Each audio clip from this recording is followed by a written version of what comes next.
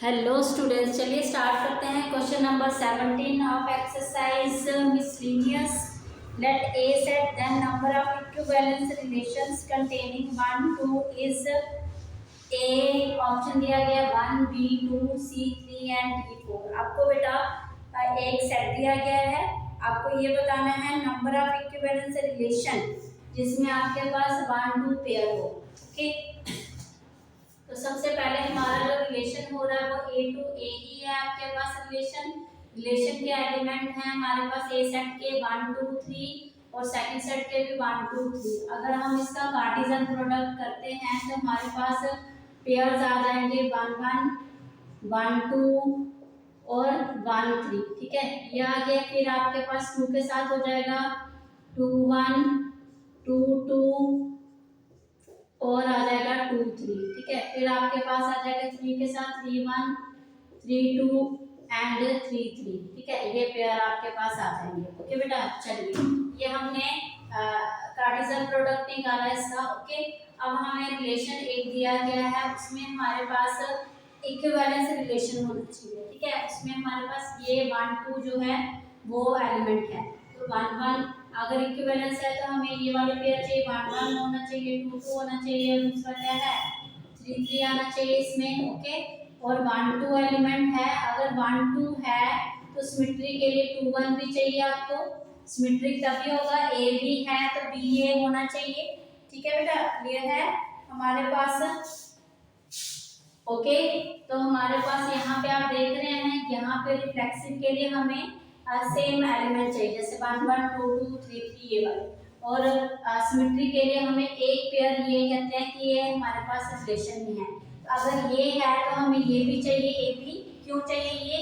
क्योंकि हमारे पास A B है, ए बी है तो बी ए भी चाहिए, तभी हमारा क्या होगा, रिलेशन सिमेट्रिक होगा।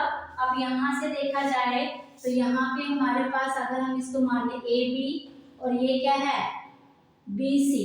ठीक है, तो ए सी हमारे पास रिलेशन में है, ए सी 1 1 है, तो ये जो रिलेशन है ये क्या हो रहा है आपके पास, इक्विवेलेंस रिलेशन। ये कौन सा रिलेशन आपके पास बन रहा है, इक्विवेलेंस रिलेशन। ठीक है, अगर हम दूसरा रिलेशन देखें, दूसरे रिलेशन में हमारे पास अगेन 1 1 आ गया, 2 2 आ गया और 3 3 आ गया। ठीक है बेटा, अगर हमने 1 2 ये हमारे पास ऑलरेडी पेयर थे, इससे एक रिलेशन था।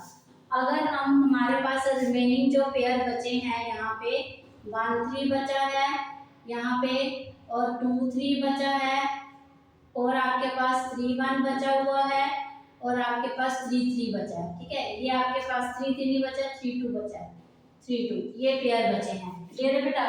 अगर इन केस अगर हम इसमें एक पेयर इंक्लूड करें, ठीक है, हमारे पास 1 2 है, 2 1 है, अगर हम 1 3 यहाँ पे डालते हैं, 1 3 डालते हैं, तो पहले तो सिमेट्री करने के लिए हमें 3 1 भी डालना पड़ेगा। ठीक है, इक्विवेलेंस आपको रिलेशन बनाना है दूसरा। अगर हमने 1 3 पेयर इसमें इंक्लूड किया तो हमें 3 1 भी इंक्लूड करना पड़ेगा, क्योंकि हमें रिलेशन क्या बताना है, रिफ्लेक्सिव, सिमेट्रिक और ट्रांजिटिव। अब ये क्या हुआ, सिमेट्रिक हुआ, बट यहाँ पे आप देख रहे हैं ये जो रिलेशन है यहाँ पे ट्रांजिटिव नहीं हो रहा। क्यों?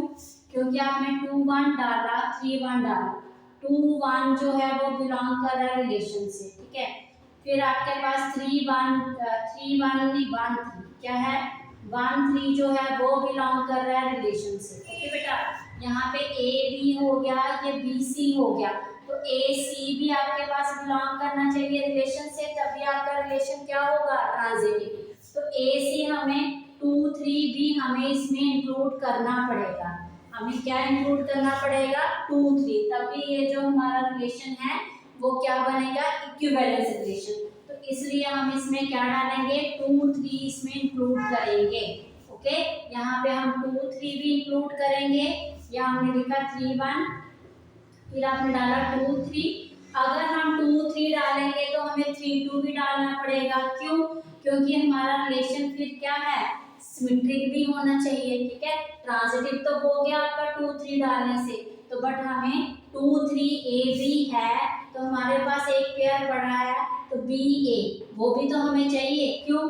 क्योंकि हमें रिलेशन को सिमेट्रिक भी तो शो करना है वहाँ पे। ठीक है, सभी पेयर से हमें रिलेशन जो है वो reflexive, transitive and symmetric show करना पड़ता है, ठीक है। तो तभी हमारा जो रिलेशन है वो क्या होगा, इक्विवेलेंस रिलेशन होगा। ओके, तो हमारे पास ऐसे दो ही रिलेशन जो है वो बन सकते हैं जिससे हमारा हमें पूछा गया था क्वेश्चन में the number of equivalence relation. तो आपके पास नंबर ऑफ इक्विवेलेंस रिलेशन जो आ रहे हैं वो 2 आ रहे हैं, तो आपका जो बी ऑप्शन है यहाँ पे वो करेक्ट आएगा। ओके बेटा, थैंक यू।